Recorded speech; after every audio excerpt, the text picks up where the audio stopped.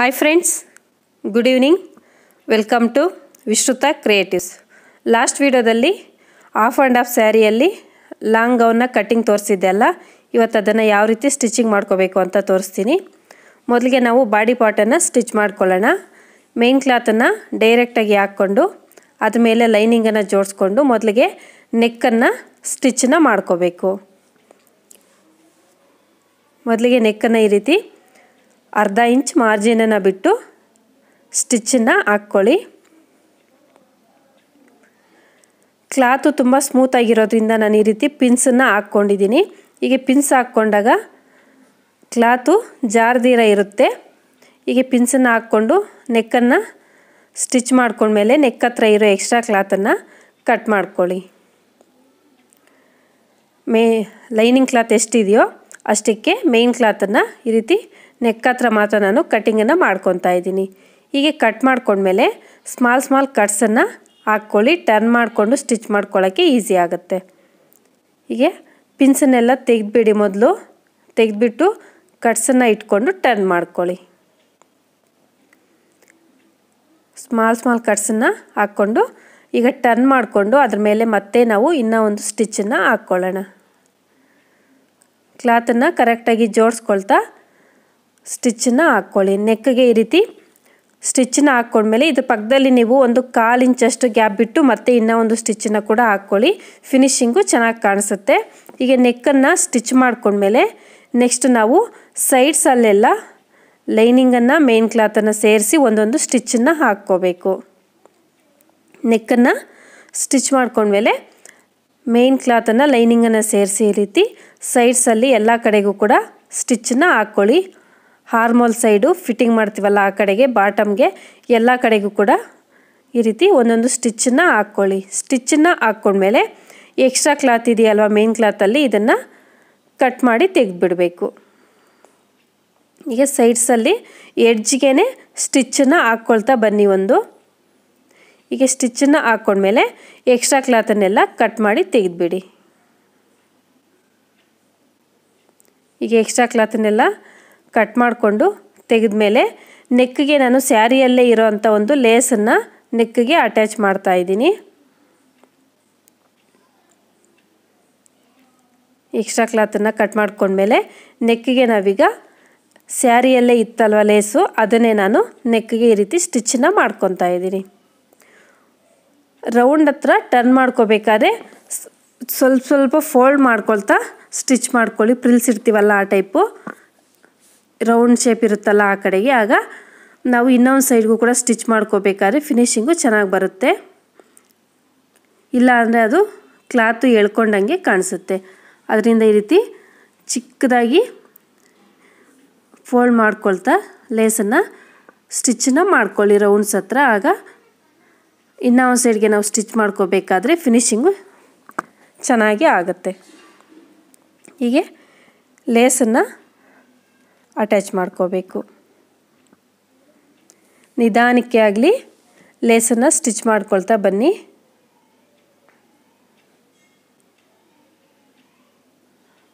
ಹೀಗೆ ಸ್ಟಿಚ್ಚನ್ನು ಹಾಕ್ಕೊಂಡ್ಮೇಲೆ ನೆಕ್ಸ್ಟ್ ಇನ್ನೂ ಒಂದು ಸೈಡ್ಗೂ ಕೂಡ ನಾವು ಸೇಮ್ ಇದೇ ರೀತಿ ಇನ್ನೂ ಒಂದು ಸ್ಟಿಚ್ಚನ್ನು ಹಾಕ್ಕೋಬೇಕು. ಎರಡೂ ಸೈಡ್ಗೂ ಒಂದೊಂದು ಸ್ಟಿಚ್ಚನ್ನು ಹಾಕ್ಕೋಬೇಕು.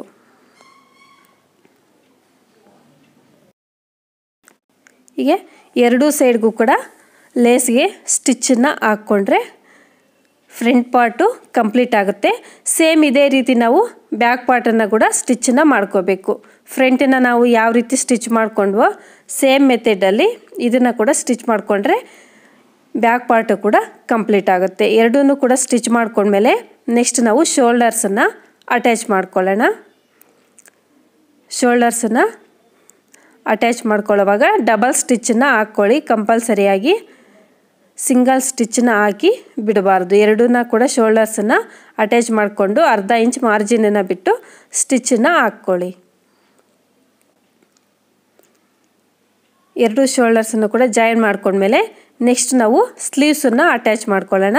ಸ್ಲೀವ್ಸ್ ಕಟ್ಟಿಂಗ್ ಯಾವ ರೀತಿ ಮಾಡ್ಕೋಬೇಕು ಅಂತ ನಾನು ಆಲ್ರೆಡಿ ಒಂದು ವಿಡಿಯೋನ ಹಾಕಿದ್ದೀನಿ. ಇದು ಫುಲ್ಲು ಲೆಂತ್ ಸ್ಲೀವ್ಸು. ಮತ್ತು ಡ್ರೆಸ್ ಕಟ್ಟಿಂಗನ್ನು ಕೂಡ ಡಿಸ್ಕ್ರಿಪ್ಷನಲ್ಲಿ 2 ವೀಡಿಯೋಸ್ನ ಲಿಂಕ್ ಕೊಟ್ಟಿರ್ತೀನಿ. ನೋಡದೇ ಇರೋರು ಒಂದ್ಸಲ ಚೆಕ್ ಮಾಡ್ಕೊಳ್ಳಿ. ಈಗ ಸ್ಲೀವ್ಸನ್ನು ನಾನು ಸೆಂಟರಿಂದ ಈ ರೀತಿ ಜೋಡಿಸ್ಕೊಂಡು ಶೋಲ್ಡರ್ಸ್ ಹತ್ರದಿಂದ ಅಟ್ಯಾಚ್ ಮಾಡ್ತಾ ಇದ್ದೀನಿ. ನಿಮಗೆ ಯಾವ ರೀತಿ ಬೇಕೋ ಆ ರೀತಿ ಜೋಡಿಸ್ಕೊಂಡು ಅಟ್ಯಾಚನ್ನು ಮಾಡ್ಕೊಳ್ಳಿ.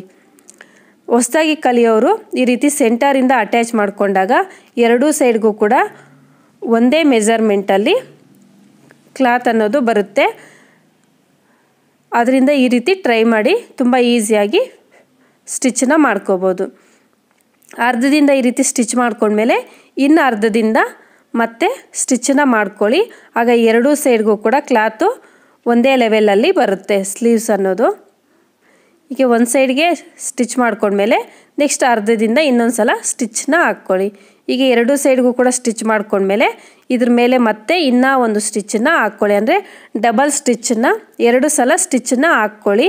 ಸ್ಲೀವ್ಸ್ ಹತ್ರ ಶೋಲ್ಡರ್ಸ್ ಹತ್ರ ಆ ಕಡೆ ಎಲ್ಲ ಡಬಲ್ ಸ್ಟಿಚ್ಚನ್ನು ಹಾಕ್ಕೋಬೇಕು. ಎರಡೂ ಸೈಡ್ಗೂ ಕೂಡ ಈ ರೀತಿ ಸ್ಟಿಚ್ಚನ್ನು ಹಾಕ್ಕೊಳ್ಳಿ. ಈಗ ಎರಡೂ ಸ್ಲೀವ್ಸನ್ನು ಕೂಡ ಸೇಮ್ ಮೆಥಡಲ್ಲಿ ಸ್ಟಿಚ್ಚನ್ನು ಮಾಡ್ಕೊಳ್ಳಿ. ಸ್ಲೀವ್ಸನ್ನು ಸ್ಟಿಚ್ ಮಾಡ್ಕೊಂಡ್ಮೇಲೆ ನೆಕ್ಸ್ಟ್ ನಾವು ಒಂದು ಸೈಡ್ಗೆ ಫಿಟ್ಟಿಂಗನ್ನು ಮಾಡ್ಕೊಳ್ಳೋಣ.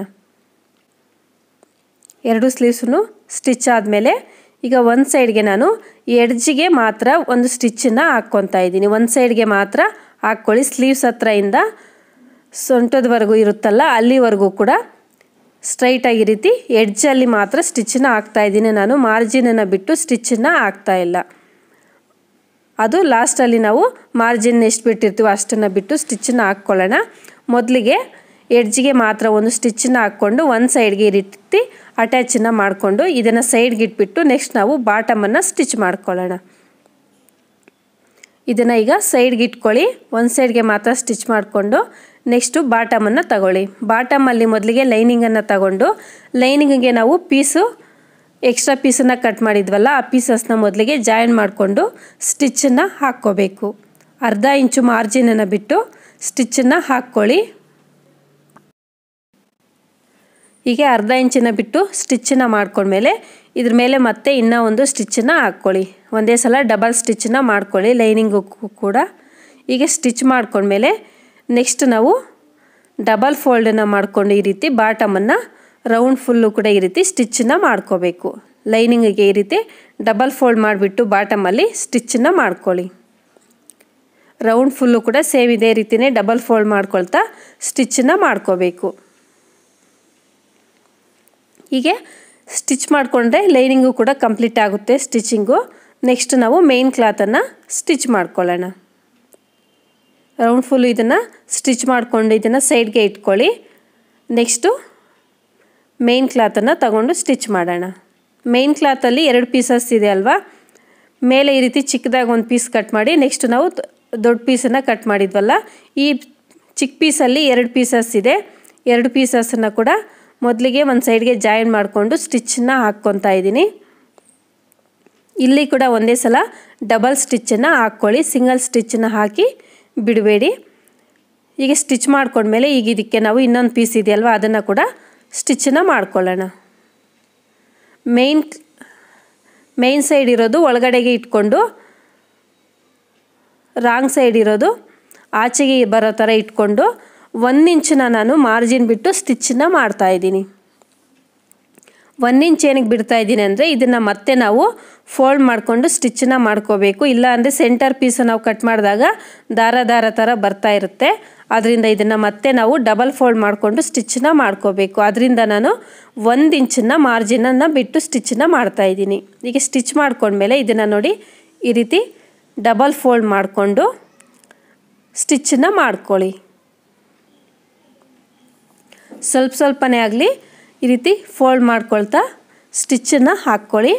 ಹೀಗೆ ಡಬಲ್ ಫೋಲ್ಡ್ ಮಾಡಿ ಸ್ಟಿಚ್ ಮಾಡಿದಾಗ ದಾರ ಥರ ಬರ್ದಿರೇ ಇರುತ್ತೆ, ಸೇಫಾಗಿ ಇರುತ್ತೆ ಕ್ಲಾತು. ಇಲ್ಲ ಅಂತಂದರೆ ನಾವು ವಾಶ್ ಮಾಡ್ತಾ ದಾರ ಅನ್ನೋದು ಕಿತ್ಕೊಬಿಟ್ಟು ಸ್ಟಿಚ್ಚಸ್ಸು ಓಪನ್ ಆಗುತ್ತೆ. ಅದರಿಂದ ಈ ರೀತಿ ಡಬಲ್ ಫೋಲ್ಡ್ ಮಾಡಿಕೊಂಡು ಸ್ಟಿಚ್ ಅನ್ನೋದನ್ನು ಹಾಕ್ಕೋಬೇಕು. ಹೀಗೆ ಇದನ್ನು ಕೂಡ full cloth full double fold ಮಾಡಿಕೊಂಡು ಈ ರೀತಿ ಸ್ಟಿಚ್ಚನ್ನು ಹಾಕ್ಕೊಳ್ಳಿ. ಹೀಗೆ ಸ್ಟಿಚ್ ಮಾಡಿಕೊಂಡ್ರೆ ಇದು ಕೂಡ ಮೇನ್ ಕ್ಲಾತು ಸ್ಟಿಚಿಂಗ್ ಅನ್ನೋದು ಕಂಪ್ಲೀಟ್ ಆಗುತ್ತೆ. ನೆಕ್ಸ್ಟ್ ನಾವು ಲೈನಿಂಗನ್ನು ಮೇನ್ ಕ್ಲಾತನ್ನು ಸೇರಿಸ್ಕೊಂಡು ಸ್ಟಿಚ್ಚನ್ನು ಹಾಕ್ಕೊಳ್ಳೋಣ. ಹೀಗೆ ನೋಡಿ, ಈ ರೀತಿ ಫಿನಿಶಿಂಗ್ ಅನ್ನೋದು ತುಂಬ ನೀಟಾಗಿ ಕಾಣಿಸುತ್ತೆ. ಡಬಲ್ ಫೋಲ್ಡ್ ಮಾಡಿಕೊಂಡು ಈ ರೀತಿ ಸ್ಟಿಚ್ಚನ್ನು ಹಾಕ್ಕೊಳ್ಳಿ. ಹೀಗೆ ರೌಂಡ್ ಫುಲ್ಲೂ ಕೂಡ ಸ್ವಲ್ಪನೇ ಫೋಲ್ಡ್ ಮಾಡ್ಕೊಳ್ತಾ ಈ ರೀತಿ ಸ್ಟಿಚ್ಚನ್ನು ಮಾಡ್ಕೊಳ್ಳಿ. ಹೀಗೆ ಸ್ಟಿಚ್ ಮಾಡ್ಕೊಂಡ್ಮೇಲೆ ನೆಕ್ಸ್ಟ್ ಇದಕ್ಕೆ ನಾವು ಲೈನಿಂಗನ್ನು ಅಟ್ಯಾಚ್ ಮಾಡ್ಕೋಬೇಕು. ಮೇನ್ ಕ್ಲಾತನ್ನು ಉಲ್ಟಾ ಸೈಡ್ಗೆ ಲೈನಿಂಗನ್ನು ಇಟ್ಕೊಳ್ಳಿ. ರಾಂಗ್ ಸೈಡಲ್ಲಿ ಲೈನಿಂಗನ್ನು ಇಟ್ಕೊಂಡು ಜೋಡಿಸ್ಕೊಂಡು ನಾವು ಸೊಂಟದ ಹತ್ರ ಕಟ್ ಮಾಡ್ಕೊಂಡಿರ್ತೀವಲ್ಲ ಅದನ್ನು ಅಟ್ಯಾಚ್ ಮಾಡ್ಕೋಬೇಕು. ಎರಡನ್ನೂ ಸೇರಿಸಿ ಮೊದಲಿಗೆ ಒಂದು ಸ್ಟಿಚ್ಚನ್ನು ಹಾಕ್ಕೊಳ್ಳೋಣ. ಹೀಗೆ ಸ್ಟಿಚ್ಚನ್ನು ಹಾಕ್ಕೊಳ್ಳಿ. ಕ್ಲಾತು ಕೆಳಗಡೆ ಫೋಲ್ಡ್ ಆಗ್ದಿರಾ ಸ್ಟಿಚ್ ಒಳಗಡೆಗೆ ಎಕ್ಸ್ಟ್ರಾ ಕ್ಲಾತು ಫೋಲ್ಡ್ ಆಗ್ದಿರಾ ನೋಡ್ಕೊಳ್ತಾ ಕ್ಲಾತನ್ನು ಜೋಡಿಸ್ಕೊಳ್ತಾ ಈ ರೀತಿ ಸ್ಟಿಚ್ಚನ್ನು ಮಾಡ್ಕೊಳ್ಳಿ. ಹೀಗೆ ಸ್ಟಿಚ್ ಮಾಡಿಕೊಂಡ್ರೆ ಇದು ಕೂಡ ಕಂಪ್ಲೀಟ್ ಆಗುತ್ತೆ. ನೆಕ್ಸ್ಟ್ ನಾವು ಇದಕ್ಕೆ ಬಾಡಿ ಪಾರ್ಟ್ ಆಲ್ರೆಡಿ ಸ್ಟಿಚ್ ಮಾಡಿ ಸೈಡ್ಗೆ ಇಟ್ಟಿದ್ವಲ್ಲ ಅದನ್ನು ಇದಕ್ಕೆ ಅಟ್ಯಾಚ್ ಮಾಡ್ಕೋಬೇಕು. ಇದನ್ನು ಸ್ಟಿಚ್ಚನ್ನು ಮಾಡ್ಕೊಂಡ್ಮೇಲೆ ಇದಕ್ಕೆ ನಾವೀಗ ಬಾಡಿ ಪಾರ್ಟನ್ನು ಅಟ್ಯಾಚ್ ಮಾಡ್ಕೊಳ್ಳೋಣ. ಕಂಪ್ಲೀಟಾಗಿ ಈ ರೀತಿ ಸ್ಟಿಚ್ಚನ್ನು ಹಾಕ್ಕೊಂಡ್ಮೇಲೆ ಬಾಡಿ ಪಾರ್ಟನ್ನು ತಗೊಳ್ಳಿ. ಬಾಡಿ ಪಾರ್ಟನ್ನು ತಗೊಂಡು ಅಟ್ಯಾಚ್ ಮಾಡ್ಕೊಳ್ಳೋಣ. ಬಾಡಿ ಪಾರ್ಟ್ಗೆ ಅಟ್ಯಾಚ್ ಮಾಡಬೇಕಾದ್ರೆ ಸೀದಾ ಇರೋವೆರಡೂ ಕೂಡ ಒಳಗಡೆಗೆ ಹೋಗಬೇಕು. ರಾಂಗ್ ಸೈಡ್ ಇರೋದು ಆಚೆ ಕಡೆಗೆ ಬರಬೇಕು. ಆ ರೀತಿ ಜೋಡಿಸ್ಕೊಂಡು ಅರ್ಧ ಇಂಚು ಮಾರ್ಜಿನನ್ನು ಬಿಟ್ಟು ಸ್ಟಿಚ್ಚನ್ನು ಹಾಕ್ಕೊಳ್ಳಿ. ಕಂಪಲ್ಸರಿಯಾಗಿ ಅರ್ಧ ಇಂಚ್ ಮಾರ್ಜಿನನ್ನು ಬಿಟ್ಟು ಸ್ಟಿಚ್ಚನ್ನು ಹಾಕ್ಕೊಳ್ಳಿ.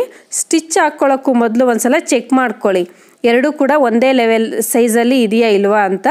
ಹೆಚ್ಚು ಕಡಿಮೆ ಇದ್ದರೆ ಅದನ್ನು ಲೆವೆಲಾಗಿ ಕಟ್ ಮಾಡ್ಕೊಳ್ಳಿ. ಹಾಗೆ ಸೆಟ್ ಮಾಡಿಕೊಂಡು ನಂತರ ಈ ರೀತಿ ಅಟ್ಯಾಚನ್ನು ಮಾಡ್ಕೊಳ್ಳಿ. ಎರಡನ್ನೂ ಕೂಡ ಅಟ್ಯಾಚ್ ಮಾಡಿಕೊಂಡು ಇಲ್ಲಿ ಕೂಡ ನಾವು ಡಬಲ್ ಸ್ಟಿಚ್ಚನ್ನು ಹಾಕ್ಕೋಬೇಕು. ಕಂಪಲ್ಸರಿಯಾಗಿ 2 ಸಲ ಸ್ಟಿಚ್ಚನ್ನು ಹಾಕ್ಕೊಳ್ಳಿ. ಹೀಗೆ ಸ್ಟಿಚ್ ಮಾಡಿಕೊಂಡ್ರೆ ಆಲ್ಮೋಸ್ಟ್ ಡ್ರೆಸ್ ಕಂಪ್ಲೀಟ್ ಆಗುತ್ತೆ. ನೆಕ್ಸ್ಟ್ ನಾವು ಫಿಟ್ಟಿಂಗನ್ನು ಮಾಡಿಕೊಂಡ್ರೆ ಸಾಕು. ಹೀಗೆ ಅಟ್ಯಾಚ್ ಮಾಡ್ಕೊಂಡ್ಮೇಲೆ ನೆಕ್ಸ್ಟ್ ನಾವು ಸ್ಲೀವ್ಸ್ ಕಡೆಯಿಂದ ಫಿಟ್ಟಿಂಗನ್ನು ಮಾಡ್ಕೋಬೇಕು. ಒಂದು ಸಲ ಸ್ಟಿಚ್ಚನ್ನು ಹಾಕ್ಕೊಂಡ್ಮೇಲೆ ಇದ್ರ ಮೇಲೆ ಮತ್ತೆ ಇನ್ನೂ ಒಂದು ಸ್ಟಿಚ್ಚನ್ನು ಹಾಕ್ಕೊಳ್ಳಿ.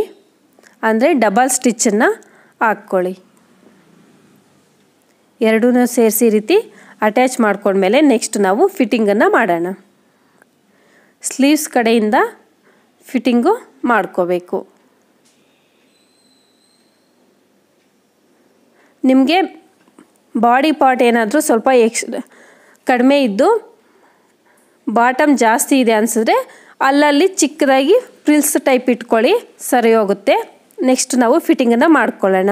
ಒಂದು ಸೈಡ್ಗೆ ಎಡ್ಜ್ಗೆ ಆಲ್ರೆಡಿ ನಾವು ಸ್ಟಿಚ್ ಮಾಡಿದ್ದೀವಲ್ಲ, ಈಗ ಇನ್ನೂ ಒಂದು ಸೈಡ್ಗೆ ಎಡ್ಜ್ಗೆ ಈ ರೀತಿ ಒಂದು ಸ್ಟಿಚ್ಚನ್ನು ಹಾಕ್ಕೊಳ್ಳಿ. ಸ್ಟಿಚ್ಚನ್ನು ಹಾಕ್ಕೊಂಡು ಎಡ್ಜಲ್ಲೇನೆ ಈ ರೀತಿ ಸ್ಟಿಚ್ಚನ್ನು ಹಾಕ್ಕೊಂಡು ಬಾಟಮ್ವರೆಗೂ ಈ ರೀತಿ ಸ್ಟ್ರೈಟಾಗಿ ಸ್ಟಿಚ್ಚನ್ನು ಹಾಕ್ಕೊಳ್ಳಿ. ಕೆಳಗಡೆ ಕೂಡ ಲೈನಿಂಗು ಮೇನ್ ಕ್ಲಾತ್ ಎರಡನ್ನೂ ಕೂಡ ಜೋಡಿಸ್ಕೊತಾ ಇದ್ದೀನಿ ನಾನು ಒಂದೇ ಸಲ. ಜೋಡಿಸ್ಕೊಂಡು ಬಾಟಮ್ವರೆಗೂ ಸ್ಟ್ರೈಟಾಗಿ ಒಂದು ಸ್ಟಿಚ್ಚನ್ನು ಹಾಕ್ಕೊಳ್ಳಿ. ಹೀಗೆ ಸ್ಟಿಚ್ ಮಾಡ್ಕೊಂಡ್ಮೇಲೆ ನೆಕ್ಸ್ಟ್ ನಾವು ಮಾರ್ಜಿನ್ನು 2 ಇಂಚಸ್ ಬಿಟ್ಟಿದ್ರೆ ಅಷ್ಟನ್ನು ಬಿಟ್ಟು 2 ಇಂಚ್ ಇಲ್ಲ 1.5 ಇಂಚ್ ಎಷ್ಟು ಬಿಟ್ಟಿರ್ತೀವೋ ಅಷ್ಟನ್ನು ಬಿಟ್ಟು ಮತ್ತೆ ಒಂದು ಸ್ಟಿಚ್ಚನ್ನು ಹಾಕ್ಕೋಬೇಕು. ಮೊದಲಿಗೆ ಎಡ್ಜಿಗೆ ಈ ರೀತಿ ಒಂದು ಸ್ಟಿಚ್ಚನ್ನು ಹಾಕ್ಕೊಬಿಡೋಣ. ಲೈನಿಂಗು ಮೇನ್ ಕ್ಲಾತು ಕೂಡ ಕರೆಕ್ಟಾಗಿ ಈ ರೀತಿ ಜೋಡಿಸ್ಕೊಳ್ತಾ ಒಂದೇ ಸಲ ಸ್ಟಿಚ್ಚನ್ನು ಹಾಕ್ಕೊಳ್ಳಿ. ಹೀಗೆ ಸ್ಟಿಚ್ ಮಾಡ್ಕೊಂಡ್ಮೇಲೆ ಮಾರ್ಜಿನನ್ನು ನಾವು ಎಷ್ಟು ಬಿಟ್ಟಿರ್ತೀವೋ ಅಷ್ಟನ್ನು ಎರಡೂ ಸೈಡ್ಗೂ ಕೂಡ ಸೇಮ್ ಇದೇ ರೀತಿಯೇ ಸ್ಟಿಚ್ಚನ್ನು ಮಾಡ್ಕೊಳ್ಳಿ. ಒಂದು ಸೈಡ್ಗೆ ಸ್ಟಿಚ್ ಮಾಡಿದ್ಮೇಲೆ ಮತ್ತೆ ಇನ್ನೊಂದು ಸೈಡ್ಗೂ ಕೂಡ ಸೇಮ್ ಮೆಥಡಲ್ಲಿ ಇದೇ ರೀತಿ ಸ್ಟಿಚ್ಚನ್ನು ಹಾಕ್ಕೊಳ್ಳಿ. ಇನ್ನೊಂದು ಸೈಡ್ಗೆ ನಾವು ಬಾಟಮ್ಮು ಸ್ಟಿಚ್ ಮಾಡೋ ಅವಶ್ಯಕತೆ ಇರಲ್ಲ, ಆಲ್ರೆಡಿ ಸ್ಟಿಚ್ ಇರುತ್ತೆ ಅದನ್ನು ನಾವು ಸೊಂಟದವರೆಗೂ ಸ್ಟಿಚ್ ಮಾಡಿಕೊಂಡ್ರೆ ಸಾಕಾಗುತ್ತೆ. ಒಂದು ಸೈಡ್ಗೆ ಮಾತ್ರ ನಾವು ಬಾಟಮ್ವರೆಗೂ ಸ್ಟಿಚ್ಚನ್ನು ಹಾಕ್ಕೋಬೇಕು.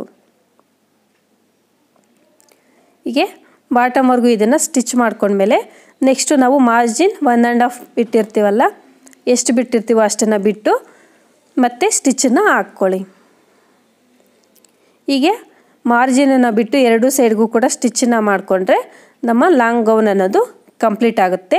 ಎಕ್ಸ್ಟ್ರಾ ಸ್ಟಿಚಸ್ಸು ನಿಮಗೆ ಎಷ್ಟು ಬೇಕೋ ಅಷ್ಟನ್ನು ಸೈಡ್ಸಲ್ಲಿ ಹಾಕ್ಕೊಳ್ಳಿ. ಹೀಗೆ ಎರಡೂ ಸೈಡು ಕೂಡ ಫಿಟ್ಟಿಂಗನ್ನು ಮಾಡಿಕೊಂಡ್ರೆ ನಮ್ಮ ಲಾಂಗ್ ಗೌನ್ ಅನ್ನೋದು ಕಂಪ್ಲೀಟ್ ಆಗುತ್ತೆ. ಹೀಗೆ ಸಿಂಪಲ್ಲಾಗಿ ಆ್ಯಂಡ್ ಈಸಿಯಾಗಿ ಸ್ಟಿಚಿಂಗ್ ಅನ್ನೋದನ್ನು ಮಾಡ್ಕೋಬೋದು.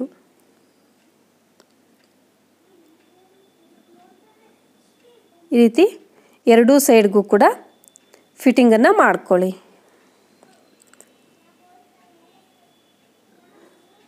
ಮೇನ್ ಕ್ಲಾತ್ಗೆ ಬಾಟಮಲ್ಲಿ ಆಲ್ರೆಡಿ ಸ್ಟಿಚಸ್ ಇರುತ್ತಲ್ವ ಈ ಸ್ಯಾರಿಯಲ್ಲಿ, ಸೊ ಅದಕ್ಕೆ ನಾನು ಸ್ಟಿಚ್ಚನ್ನು ಮಾಡ್ತಾಯಿಲ್ಲ. ಹೀಗೆ ಕಂಪ್ಲೀಟ್ ಆದಮೇಲೆ ಡ್ರೆಸ್ಸು ಯಾವ ರೀತಿ ಕಾಣಿಸ್ತಾ ಇದೆ ಅಂತ ತೋರಿಸ್ತೀನಿ ನೋಡಿ. ಹಾಕ್ಕೊಂಡ್ರೆ ತುಂಬ ಬ್ಯೂಟಿಫುಲ್ಲಾಗಿ ಕಾಣಿಸುತ್ತೆ. ಓಕೆ ಫ್ರೆಂಡ್ಸ್, ಈ ವಿಡಿಯೋ ನಿಮ್ಗೆ ಇಷ್ಟ ಆದರೆ ಲೈಕ್ ಮಾಡಿ, ಶೇರ್ ಮಾಡಿ ಹಾಗೂ ನಿಮ್ಮ ಅಭಿಪ್ರಾಯನ ನನಗೆ ಕಾಮೆಂಟಲ್ಲಿ ತಪ್ಪದೇ ತಿಳಿಸಿ. ಓಕೆ ಫ್ರೆಂಡ್ಸ್, ಬಾಯ್.